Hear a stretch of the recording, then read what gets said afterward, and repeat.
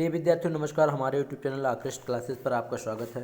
आज हम प्रश्नावली 10.1 को सॉल्व करेंगे। पहला क्वेश्चन जैसा कि आपको दिया हुआ है कि व्यंजक 3ab plus 2ac plus 3ad का एक उभयनिष्ठ गुणनखंड होगा। अब उभयनिष्ठ बोला गया, इसका मतलब ये हुआ कॉमन। उभयनिष्ठ का मेन मकसद क्या होता है? कॉमन। तो इसका मतलब इसमें पूछा गया है कि इनमें कौन सा कॉमन गुणनखंड है। मीन्स इस तीनों में प्लस लगा है ना बीच में, इसका मतलब यहाँ पर भी वो शब्द हो, यहाँ पर भी हो और यहाँ पर भी हो, तो तीनों जगह पे होना चाहिए। ऐसा कौन सा मतलब नंबर या गुणनखंड या कुछ भी है।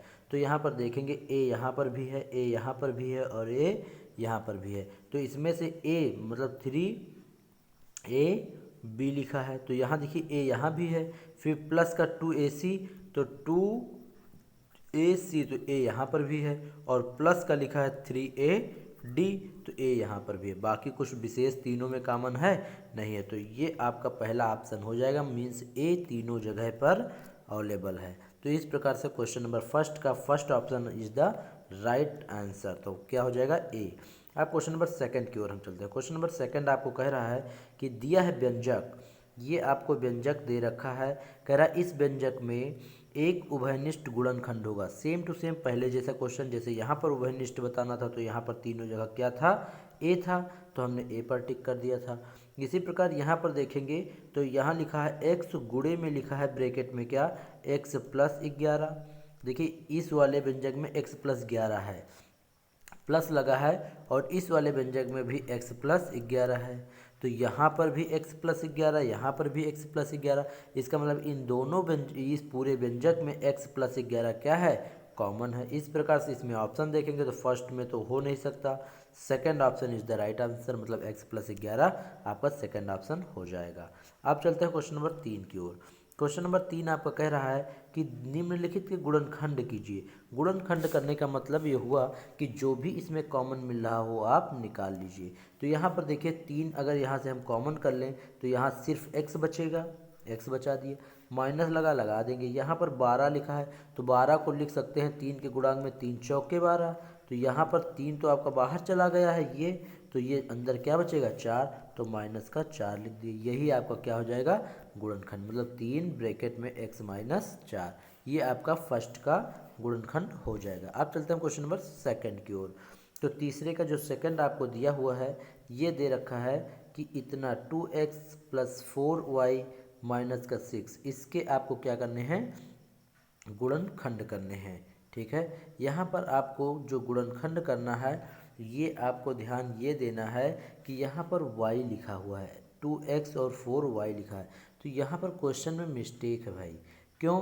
क्योंकि दो चीज़, जैसे x और y दो चीज़ हैं, और दो चीज़ अगर अलग अलग, एक x वेरिएबल है एक y वेरिएबल है, तो अगर दो वेरिएबल किसी भी समीकरण में पाए जाते हैं तो उसके लिए कम से कम दो समीकरण का होना जरूरी है, तभी उनके फाइनल सॉल्यूशन निकल पाएंगे, अन्यथा सॉल्यूशन निकल पाना संभव नहीं है। इसलिए यह क्वेश्चन आपको गलत दे रखा है। इसमें आपको अगर 2x था तो यहाँ कहीं स्क्वायर वगैरह कुछ लगा होता, या फिर यहाँ पर स्क्वायर लगा होता और y की जगह भी x होता, तब तो इसका सॉल्यूशन हो सकता था। इसलिए यह क्वेश्चन गलत है, इसका सॉल्यूशन नहीं हो सकता है। अब क्वेश्चन नंबर हम थर्ड की ओर चलते हैं। क्वेश्चन नंबर थर्ड आपको दे रखा है कि क्या दे रखा है? 6p plus 18p square minus 4p cube, इसका आपको क्या करना है? गुणनखंड करना है। इसका गुणनखंड करने के लिए करेंगे क्या? देखेंगे यहाँ पर, यहाँ पर और यहाँ पर तीनों जगह हमें विशेषकर क्या कॉमन मिल रहा है। तो देखिए दो कॉमन हमको हर जगह मिल रहा है, और एक शब्द है p जो हर जगह कॉमन मिल रहा है। यहाँ पर दो कॉमन किए तो 2 तिहाई 6 होता है, क्योंकि 2 तिहाई 6, तो 2 बाहर चला गया तो 3 अंदर बचेगा, तो ये 3 अंदर लिख दिए। p तो बाहर चला ही गया, इसलिए p लिखना कोई ज़रूरी अब नहीं, p तो बाहर हो चुका। प्लस लगा है बीच में, लगा दिया। यहाँ से 18 लिखा है 18, 18 को लिख सकते हैं 2 9 18, तो 2 तो बाहर जा चुका तो 9 अंदर बचेगा, पहली बात। दूसरी बात, एक p बाहर गया है लेकिन यहाँ 2 p हैं, तो एक p भी अंदर बचेगा। फिर माइनस चिन्ह लगा है, लगा दिए। यहाँ 4 लिखा है, 4 को लिख सकते हैं 2 गुणे 2, 1 2 बाहर है तो 1 2 क्या बचेगा? अंदर बचेगा। यहाँ p क्यूब है और एक p बाहर है, तो क्या p स्क्वायर इसके अंदर बचेगा। तो 2 के बाद में आप लिख सकते हो पी स्क्वायर और इसका ब्रैकेट क्या कर सकते हो बंद। यही आपका मेन क्या हो जाएगा answer. 2p bracket 3 plus 9p minus 2p square, यही आपका फाइनल सॉल्यूशन हो जाएगा। क्वेश्चन नंबर 3 का भी सॉल्यूशन हो गया। आप चलते हैं क्वेश्चन नंबर 4 की ओर। क्वेश्चन नंबर 4 हमारा कह रहा है, ये दे रखा है कि 12a³ minus 15a square minus 7a, इसका आपको क्या करना है गुणनखंड करना है। यहाँ पर करेंगे क्या, हम हर जगह से a कॉमन कर लेंगे। जब a कॉमन करेंगे तो यहाँ से 12 बचेगा और एक जा चुका, यहाँ 3a है तो यहाँ a स्क्वायर मतलब 2a बचेंगे। माइनस का 15 लिखा है, आप ऐसे ही 15 लिख दीजिए और एक स्क्वायर है मतलब 2a है, एक a बाहर हो चुका तो एक अंदर बचेगा तो 15a हो जाएगा। माइनस लगा देंगे, 7 आपका अंदर बचेगा और एक a तो बाहर जा ही चुका इसलिए a का काम यहाँ से ख़त्म। बंद कर देंगे ब्रैकेट, यही आपका क्या हो जाएगा आंसर। इस प्रकार से क्वेश्चन नंबर 4 भी आपका ख़त्म। आप क्वेश्चन नंबर 4 का फर्स्ट देखते, 3 के 4 ऑप्शन आपके ख़त्म हो चुके हैं। आप क्वेश्चन नंबर 4 का फर्स्ट हम देखेंगे।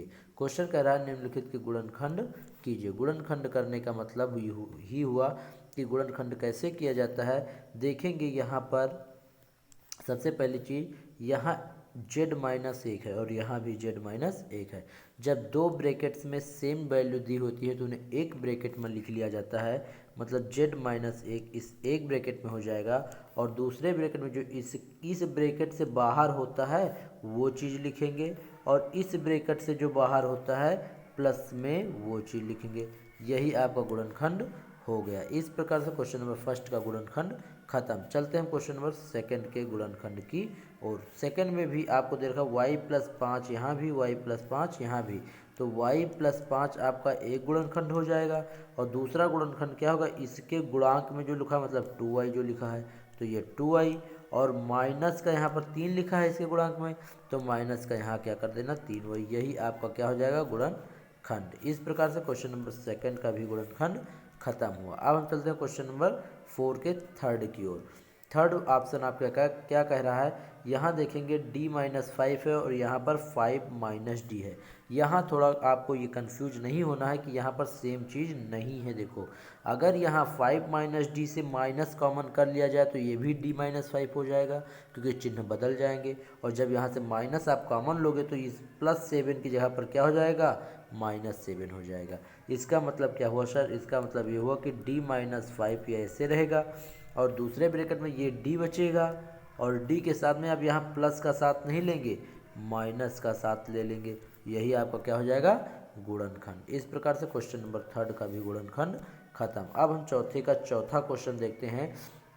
दे रखा है, बहुत ध्यान से देखेंगे, y-2 का स्क्वायर यहाँ लिखा है, y-2 यहाँ भी है तो एक y-2 तो एक ब्रैकेट में हो जाएगा। अब यहाँ y-2 दो बार थे, एक बार तो बाहर चला गया तो दूसरी बार वाला क्या हो जाएगा y-2 आपका एक तो अंदर बचेगा। दूसरी बात साथ में यहाँ माइनस का 3 है तो यहाँ का माइनस का 3 भी इसके साथ हो जाएगा। इसका मतलब क्या हुआ सर, इसका मतलब ये हुआ कि y-2 आपका एक ब्रैकेट में हो जाएगा ये वाला और ये दूसरे ब्रैकेट में ये वाला y और ये माइनस माइनस क्या हो जाएंगे प्लस, तो 3 में 2 जोड़ोगे तो आ जाएगा 5, रहेगा माइनस का 5, यही आपका क्या हो जाएगा गुणनखंड। इस प्रकार से क्वेश्चन नंबर 4 का भी चारों पार्ट खत्म हो गए और आगे के क्वेश्चन ये सही से दिख नहीं रहे हैं इसलिए आगे के सॉल्यूशन हम नहीं कर पा रहे हैं। इस प्रकार से ये वीडियो यहीं पर समाप्त करते हैं। Thanks for watching this video.